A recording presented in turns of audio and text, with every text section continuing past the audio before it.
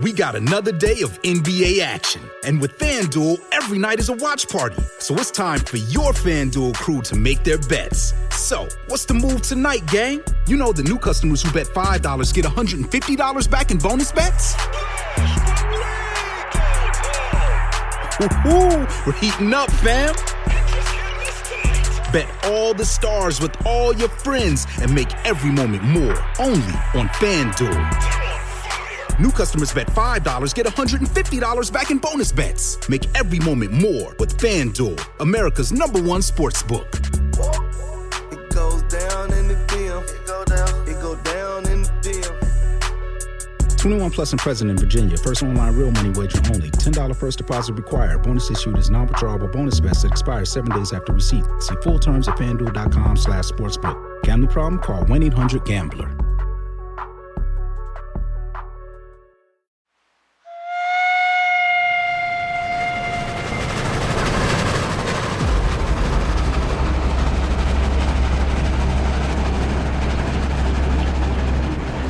It is the 15th of November, 1899, in the British colony of Natal, South Africa.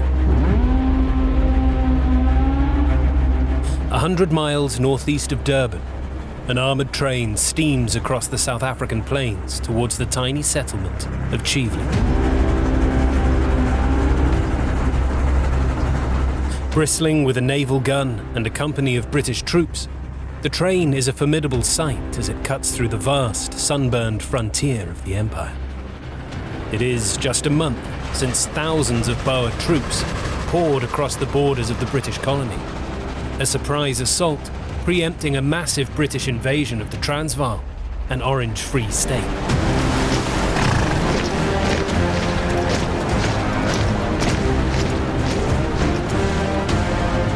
Those two Afrikaner republics, long coveted by British imperialists dedicated to total control of South Africa, are preparing for a long fight. An offense is proving the best form of defense. In Natal, the British colony that stretches along South Africa's eastern seaboard, British troops reeling from the shock of the early Boer offensives stagger back to dusty garrison towns like a prize fighter, retreating to his corner after a bruising opening round.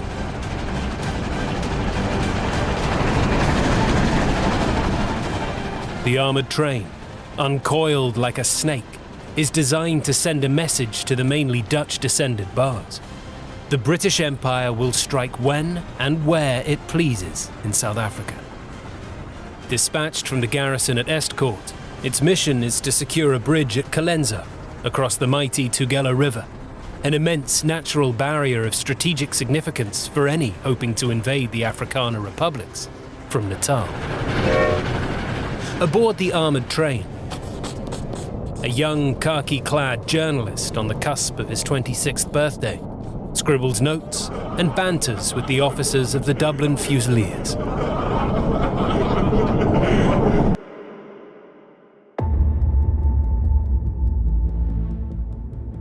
This is Wars That Shaped the World.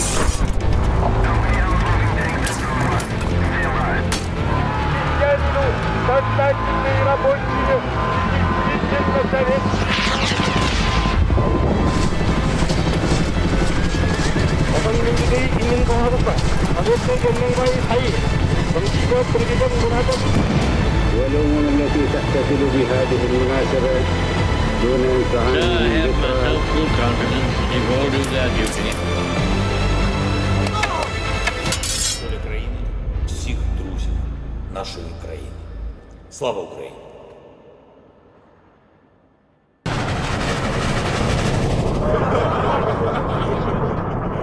The Morning Post's ambitious correspondent is on the hunt for a story, hungry for adventure, and, in his own words, eager for trouble. In his short life, Winston Churchill has demonstrated an unerring ability to force himself to the center of historic events. A soldier journalist dedicated to fighting and writing for the British Empire. Where action goes, he follows, from the bays of Cuba to the hills of India and the deserts of Sudan. And yet beneath the bravado and the thrill of impending battles, the black dog of nervousness looms. As Churchill will later admit, "Nothing looks more formidable and impressive than an armored train. But nothing is in fact more vulnerable and helpless." Upon reaching Chively, a party of Boer's horsemen are seen in the distance. The train's telegraphist wires for further instruction, and the train is cautiously ordered back to Fearn. Standing on a box with his head and shoulders above the steel plating of the train, Churchill anxiously scans the horizon for signs of life. With less than 2 miles to go until the train completes its retreat, small black dots break the monotony of the terrain. 3-wheeled guns roll into place, the train in their sights. Gun crews swarm like worker ants. Seconds later, a cone of white-hot smoke bursts meters over Churchill's head, an uncomfortably close first encounter with shrapnel. The steel sides of the truck tang with the patter of bullets. Amid the screech of wheels on rail, the train banks tightly, the drivers forcing the engine round a corner in a bid to pull it out of range of the assault. But as the train reaches 40 miles an hour, an earth-shattering shock pitches the passengers head over heels. As the soldiers come round amid a tangle of limbs, groans of the wounded, and unceasing shell fire, Churchill and his uninjured comrades extricate themselves from the truck, out of the frying pan, and into the fire of a Boer ambush. As rifle fire kicks up clouds of dust, Churchill looks down the line. 3 of the armoured trucks are derailed, but the engine somehow sits on the track. For 70 minutes, amid ceaseless noise and fire, Churchill and others launch a desperate attempt to remove the derailed cars from the line and get the engine moving again. It is, he says, like working in front of an iron target at a rifle range. Yet as the Boers swarm around the stricken train, stranded like a beached whale, a key lesson of the war is being learned early on. Mobility trumps technology. As the British covering fire wanes under relentless Boer attacks, Churchill's attempt to push a cab full of wounded men down the track exposes him to the watchful eyes of his enemy.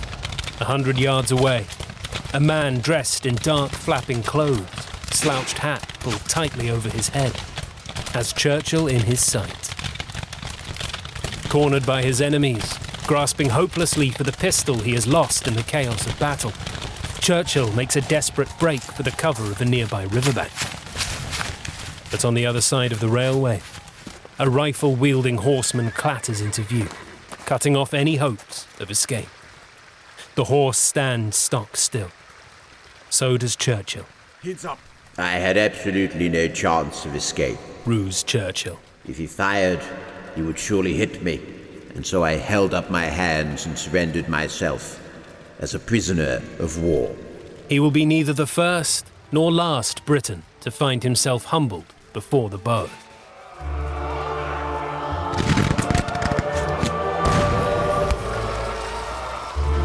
The Boer War proved to be, in the words of historian Thomas Pakenham, one of the longest, costliest, bloodiest, and most humiliating campaigns that Britain fought between the Napoleonic Wars and the First World War.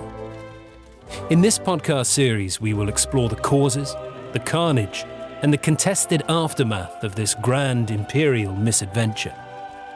It was a war which many predicted would be over in weeks, but which degenerated, first into a series of humiliating British military defeats and sieges, and then into a pitiless guerrilla war characterized by farm burnings, disease, and the mass internment of civilians in deadly concentration camps.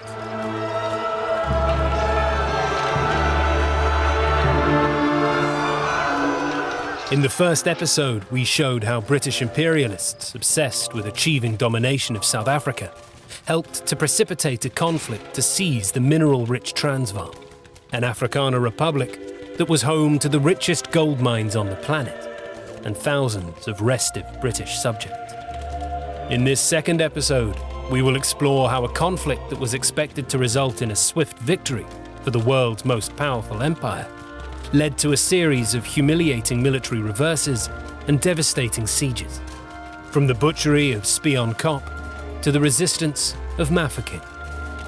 Welcome to the Boer War, Episode 2.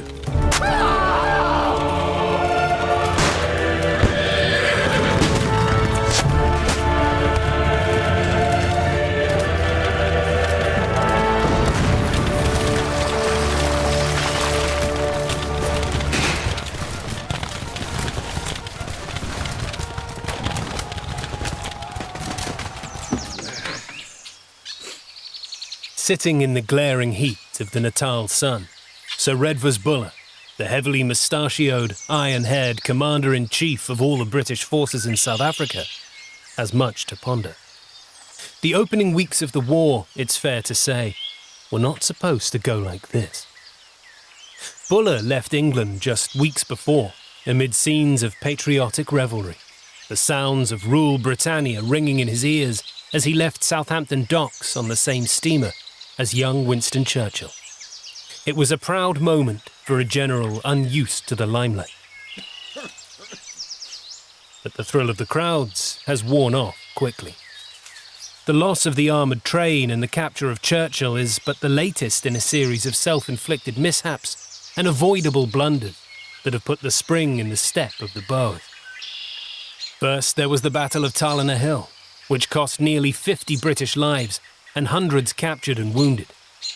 A British tactical victory which nevertheless demonstrated the mobility and ingenuity of their Boer opponents, as well as their ability to slip silently away after the battle. True, the British cavalry was deployed to textbook effect at the Battle of Elandslaagte, where thousands of routed Boers were slaughtered on an open plain by marauding horsemen. But that one-off success has not been repeated. And now, the British are again being pushed back. Despite endless warnings to heed his exposed position in northern Natal, foolish, incompetent General Sir George White and his 13,000-strong force have managed to get themselves turfed out of the strategically important town of Dundee. Having been pushed back and surrounded at the town of Ladysmith, White and his troops have lashed out to disastrous effect.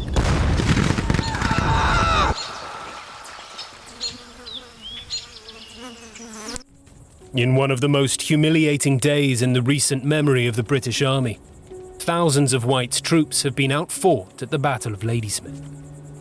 Exposed to hours of pitiless shellfire, White's army has stampeded to a disorderly retreat, and a rear column of almost 1,000 infantry has surrendered en masse. Humiliated on the battlefield, his career in ruins, White's only option short of outright surrender is to garrison the disease-ridden town of Ladysmith and await relief. Instead of launching a victorious march on the Boer republics, Buller must now expend precious time and energy to rescue White from his self-inflicted siege. British delusions of conquering Johannesburg and Pretoria by Christmas are withering in the fierce Southern Hemisphere summer. Buller, awarded the Victoria Cross for rescuing 3 colleagues under fire in the Anglo-Zulu War, is no stranger to Natal. Yet with their extraordinary horsebound mobility, mastery of the terrain, and deadly storms of rifle fire, the Boers offer an entirely different challenge to the suicidally brave, spear-wielding Zulus that he fought in 1879. After pondering his options, Buller, who commands strong loyalty and affection from his men, decides to lead his 14,000 infantry and 2,700 mounted troops to Colenso, destination of the ill-fated armoured train, where they plan to ford the Tugela River and push on to Ladysmith beyond. But owing to White's blunders, it will not be a battlefield of Buller's choosing. The Boers, led by General Louis Botha, future South African Prime Minister, have dug an intricate series of trenches and gun emplacements along the northern banks of the Tugela River. A hill to the south of the river, known as Langwane Hill, has also been secured. For many of the newly embarked British reservists, exhausted from the weeks-long journey to South Africa aboard crowded steamships, attempting to ford a river heavily defended by the enemy will be their first taste of combat. What Buller lacks in tactical ingenuity, he makes up for in the faith he places in his young charges. But after the last few weeks, no one, least of all Buller, believes it will be easy.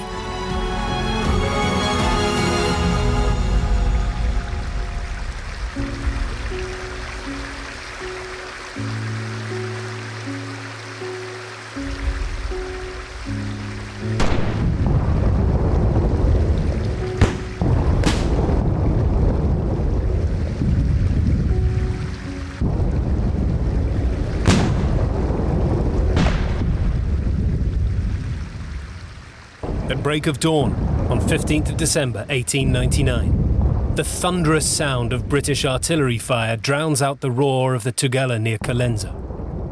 On the western side of the battlefield, Major General Arthur Fitzroy Hart orders his 5th Irish Brigade forwards under the artillery blanket. Sergeant A.J. Windram of the 1st Battalion of the Royal Inniskilling Fusiliers is among them. Morale is high amid the supporting bombardment, and the troops inch forwards towards the crossing point. Yet, unbeknownst to the men, they are being led to disaster. An African guide has been enlisted to take the troops to Bridle's Drift, where it is hoped they can make a safe crossing. Instead of relying on official intelligence and maps, Hart has allowed his troops to be led by the guide to Punt's Drift, a ruthlessly exposed salient carved out by a bend in the river. Within minutes, Windram's battalion is plunged into a storm of rifle fire from the surrounding trenches. As troops dash for the crossing, dead and dying mounting on either side, the sergeant describes an apocalyptic scene. Company after company advanced on their position. The men, dropping like flies, managed to get as far as the river but could not cross as it was too deep. A section of the Dublins, about 15 men, jumped into the river and were instantly drowned, the weight of their equipment being far too heavy for them. Trapped in a noose, enfiladed with fire and no sign of a safe crossing point, the surviving troops fall back in chaos. Yet when they again fail to find an alternative crossing point, they are sent back into the salient. The massacre continues unabated. Elsewhere, even worse is to come. In the centre of the battlefield, 2 batteries of field guns under Colonel Charles James Long have inexplicably pushed their long-range guns directly in range of the Boer trenches. Private W. Willis explains what happens next. We had to advance amidst a perfect hail of bullets and shells, but the brutes did not fire until we were close to them. Of course, the guns and the horses made a good target to fire at. The gunners were mowed down like grass. There were not enough men to man the guns, and they had to be abandoned.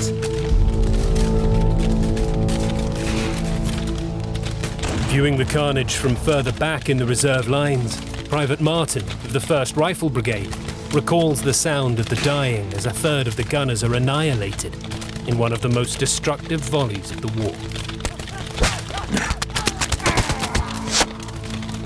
The enemy concentrated their fire on the battery which we were supporting, killing 1 officer and several of the horses were disemboweled. To hear the shrieks of animals and groans of the dying and wounded Inniskilling and Dublin are pitiful. You will not get the truth from the press, as it is under government censorship. But that frontal attack was human butchery.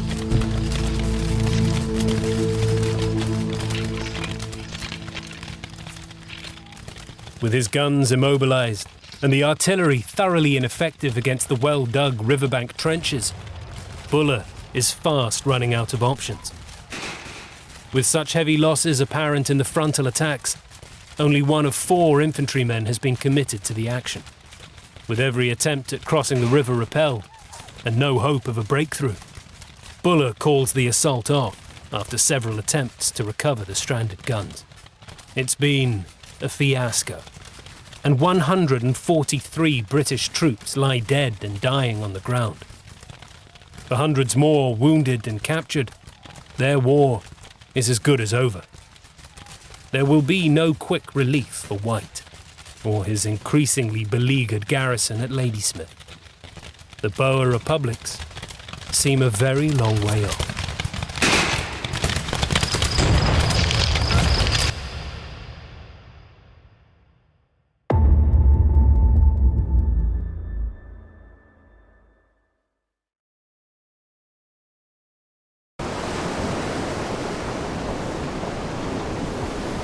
When Winston Churchill came out to South Africa in November, he may well have hoped that he would be in Pretoria before Christmas. No doubt the ambitious reporter dreamed of being with the first British column in the conquered city, a glittering chance for a young reporter to spread his name across the empire. But he didn't think he'd enter the city as a bedraggled prisoner under a Boer armed guard. After the disaster at the armoured train, Churchill and his captured comrades are marched 60 miles towards the railhead, where they embark on a train journey which does reach its final destination. The capital of the Transvaal and the historic heartland of the Afrikaner people. There, the prisoners are dumped in the incongruous location of the state model schools, a teacher training facility requisitioned as a prisoner of war camp. Impatient for action, desperate to make his mark on history, Churchill laments his captivity. The war is going on. Great events are in progress. Fine opportunities for action and adventure are slipping away. Hours crawl like paralytic centipedes. Within days of arrival, Churchill and his comrades amused themselves with fantastical escape schemes, culminating in wild plans for a coup d'etat to bring down the Transvaal government and end the war. Realistic plans soon emerge. Surrounded on 2 sides by an iron grill and on 2 others by corrugated iron fence, the improvised prison camp is far from an impregnable fortress. Observations uncover that when the sentries walk about at certain moments, they are unable to see the top of the shadowed eastern wall. If one could scale the wall unnoticed by sentries, an adjoining garden offers excellent cover. On the night of December the 12th, Churchill and several fellow prisoners decide to take their chance. Characteristically, Winston goes first. Waiting until the sentries have turned their backs and begun to talk, he stands on a ledge, seizes the top of the wall, and pulls himself up. In one agonizing moment, his waistcoat is entangled with the metalwork on top of the wall, leaving him hopelessly exposed if the sentries should turn back. But within seconds, Churchill has freed himself and lowered himself into the adjoining garden. His colleagues are not so fortunate, sending the signal that their window has been missed. Churchill determines to go it alone. His destination is the Delagoa Bay Railway, a line that leads to the neutral territory of Portuguese-controlled Mozambique.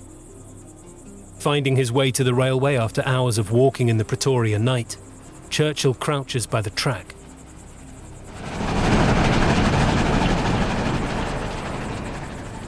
As a train thunders by, he hurls himself against the tracks, burying himself deep in a car of empty coal bags.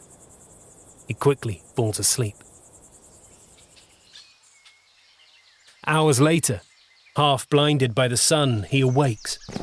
Pretoria has long disappeared in the night, but a pocketful of crushed biscuits and some chocolate rations will not slake his unbearable thirst. He springs from the train, clattering down the bank. Dusting himself down, Churchill looks out on an alien landscape of mine workings and dumps and locates a mercifully clear pool of water. Back in Pretoria, Churchill's absence has been noted with dismay. A hue and cry has gone up, and printers are rushing off posters on military orders. Wanted, Winston Churchill. £25 reward, dead or alive. Low on provisions and unsure of his next steps, Churchill tentatively approaches a house. With Boer spies in the area alerted to his possible presence, it's arguably his biggest gamble of the escape. A British voice answers the door. John Howard, manager of the Transvaal Collieries, oversees a team of 4 British subjects. By pure chance, he is one of the only pro-British houses for miles around.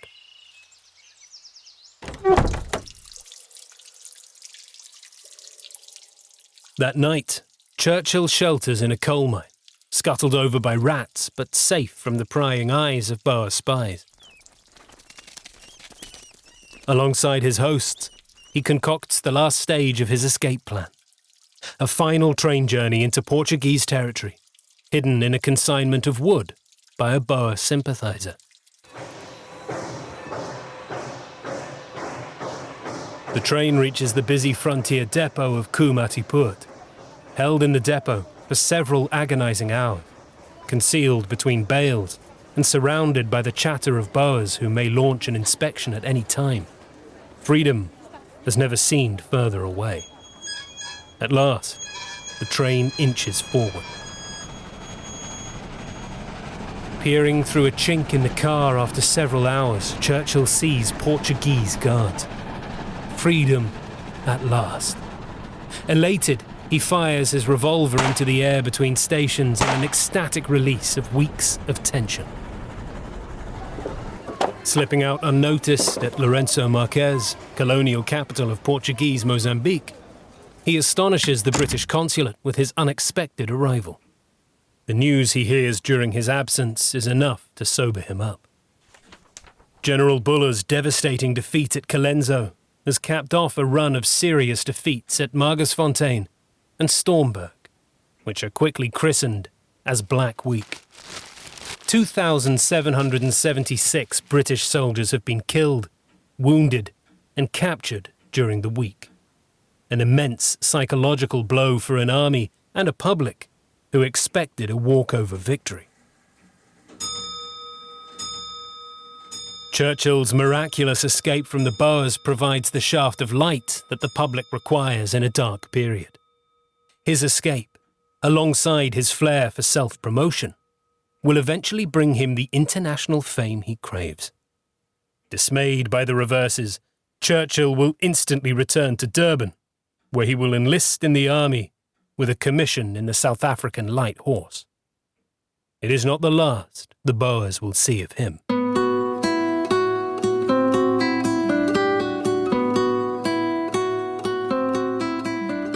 At the outbreak of war in October, a diminutive Indian lawyer in Durban approaches the British authorities with a proposition. Mahatma Gandhi, who has just turned 30, has been in South Africa since 1893, when as a London-trained lawyer he arrived to work for the cousin of a Muslim shipping magnate known to him in India.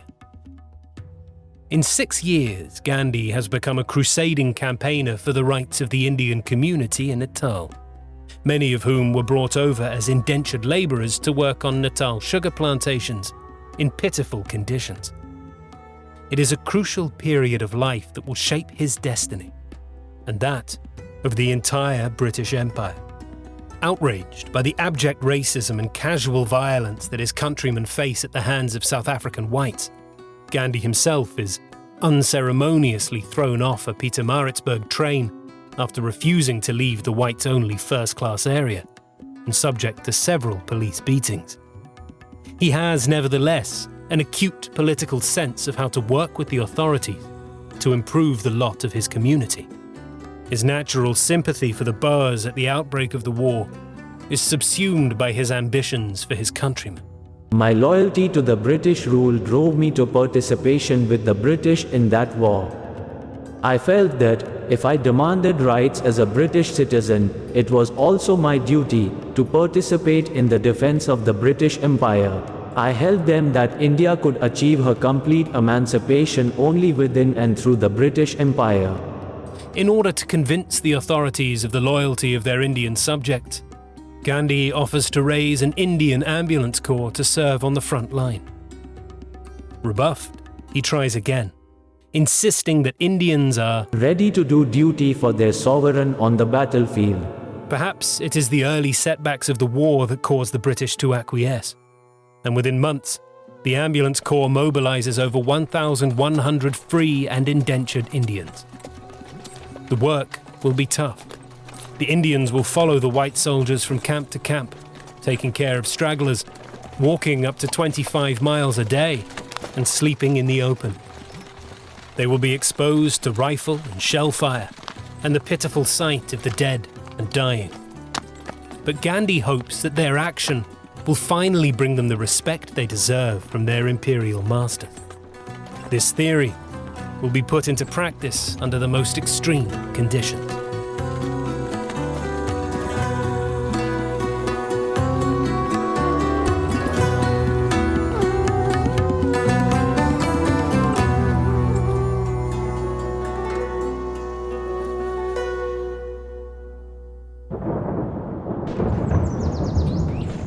Rebuffed at Colenso, Buller is struggling to find a way to relieve Ladysmith. Thunderstorms have forced the Boers back from the Tugela line, allowing a fortuitous British crossing at Potgieter's Drift. But a second crossing point needs to be secured. Near to the crossing point at Tricard's Drift stands Spion Kop, in Afrikaans, Lookout Hill. This odd-shaped hill looms nearly 1,500 feet over the Tugela, its south-facing slopes peppered with rocks. Buller decides to send Sir Charles Warren, with around 10,600 infantry and 2,200 mounted troops, to secure the drift and push through the hills to the west of Spion Kop. Having taken days to establish a bridgehead at the river, Warren is behind schedule. With thousands of Boers pouring into the sector, Buller warns him that he must forge on, pushing through the range-worthy hills, or must retreat. Warren has other plans. Taking Spion Kop, the natural strong point of the range, is the last thing that the Boers will expect, and will unlock the key to the entire sector.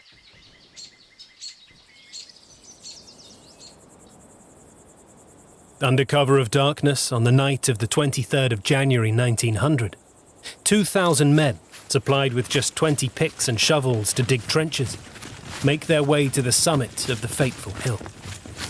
Progress is slow.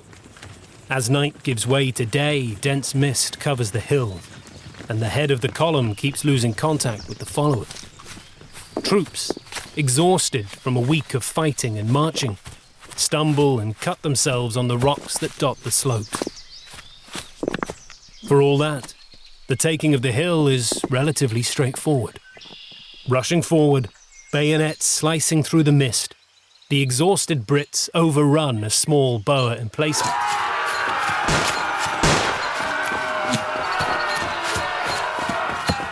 The infamous hill, for now, is theirs.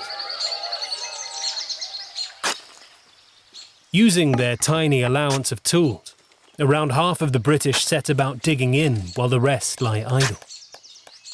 But even these piecemeal preparations are all wrong. The defensive perimeter is too small. The scarcity of digging tools means that the trenches are far too shallow to provide appropriate defensive cover. Heads are exposed to rifle fire. In any case, most of the trenches are in the wrong positions. Most critically, the British have failed to secure nearby hills which offer excellent vistas of the terrain, including Conical Hill and Aloe Knoll. The stage is set for an unimaginable disaster.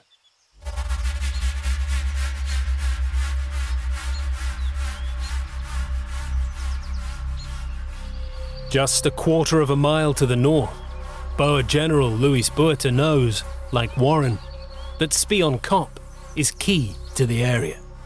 He orders an immediate counterattack to seize the hill, focusing on those hills neglected by the British. As the mist clears on a hot South African morning, hundreds of Boer commandos swarm back up onto the hill while their guns hammer away at the British positions. Commanding superior positions, the Boers ruthlessly target the shallow British trenches with ceaseless barrages of rifle fire. For the British on the Kop, the scene is rapidly becoming one of unspeakable carnage. Private Turner of the Royal Lancaster Regiment is caught in the crossfire. They mowed us down like rabbits. Fancy having dead and wounded men on either side of you. Hundreds died from blood loss. As the day progresses and conditions get worse, Herbert Unwin of the Mounted Infantry describes scenes of carnage. I was laid in one position nearly all day, cramped and parched with thirst, the trenches piled with dead and dying men. One poor fellow in the trench had his arm blown off close to his shoulder. He picked it up with the other hand, saying, my arm, oh God, where's my arm?" Quite mad with pain, he jumped out of the trench and was instantly shot again. An unnamed officer describes a vision of hell out of a Hieronymus Bosch painting. The most horrible sights meet the eye everywhere. Men with half their heads blown off and others without arms or legs, and many disemboweled were seen on all sides. In the narrow and crowded space, one not only saw them but was thrown into contact with them, and was even forced to walk amongst heaps of mangled bodies. Lieutenant Colonel Alexander Thornycroft tries in vain to launch a brave counterattack, but the carnage continues unabated. The troops have little option but to cower in their makeshift trenches, awaiting support that seems unlikely to come. Back at base camp, Sir Charles Warren has no idea of the massacre taking place at the summit. But with all seemingly lost, Major General Neville Littleton grasps the nettle with one of the most decisive and daring manoeuvres of the day. He and his men storm Twin Peaks to the east, which commands a position over the Boer offensive positions pummeling the summit of Spion Kop. Despite all the suffering, here is the chance that the British are waiting for. Demoralised and having themselves suffered hideous losses, the Boers begin to retreat.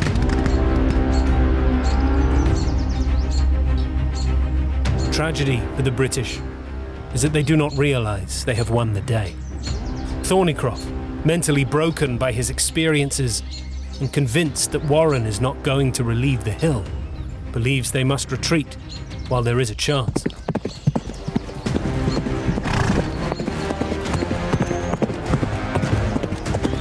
Having established a line of communication back to Warren via the newly re-energised Winston Churchill on horseback, Thornycroft fails to heed Warren's warnings not to vacate the hill. Having fought for the hill under the worst conditions of the war, the British give it up without a fight.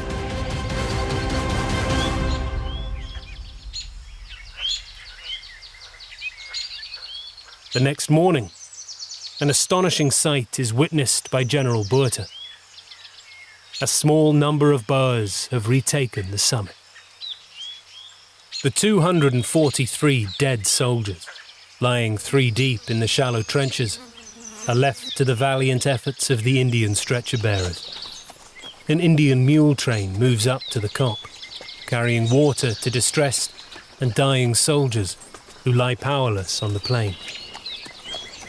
On his way to the site, an English journalist comes across a humble stretcher-bearer by the side of the road. A man who will one day lead an entire people to freedom. I came across Gandhi in the early morning, sitting by the roadside eating a regulation army biscuit. Despite an ordeal which would have shattered men with much bigger frames, Gandhi was stoical in his bearing, cheerful and confident in his conversation, and had a kindly eye. For Gandhi, the carnage of the battlefield was a formative experience that helped him to bridge, albeit temporarily, South Africa's yawning racial divide. Our humble work was much appreciated, and the Indian prestige was much enhanced. I got into closer touch with indentured laborers. The relations formed with whites during the war were the sweetest. We had to come into contact with thousands of Tommies. They were friendly with us and thankful for our being there to serve them. For others, the memories of Spion Kop and the battles of the Natal front in that bloody South African summer have no silver lining. I shall always have it in my memory. That acre of massacre. That complete shambles. Writes John Atkins, war correspondent for the Manchester Guardian.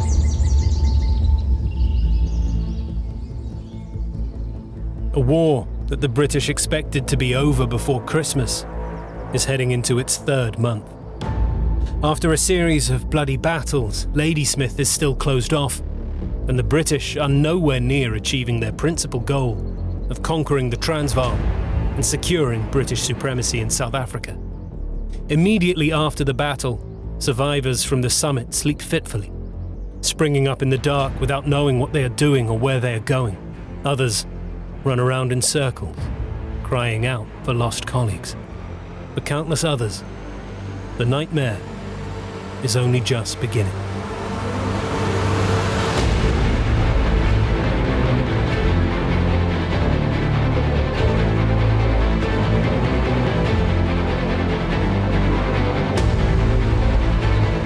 Next, on Wars That Shaped the World. It was not really a case of starvation, but planned strategy on the part of the officers. It was a miserable scene to be surrounded by about 50 hungry beings, and to see one of them succumb to his agonies and fall backward with a dead thud.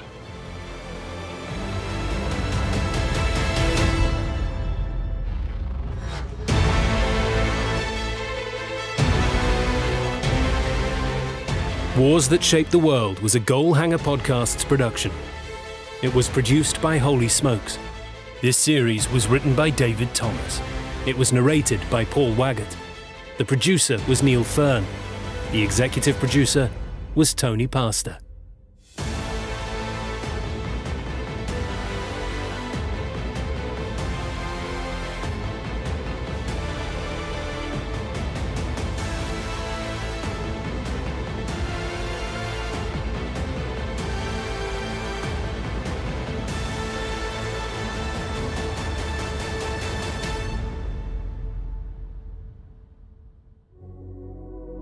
Holy Smokes.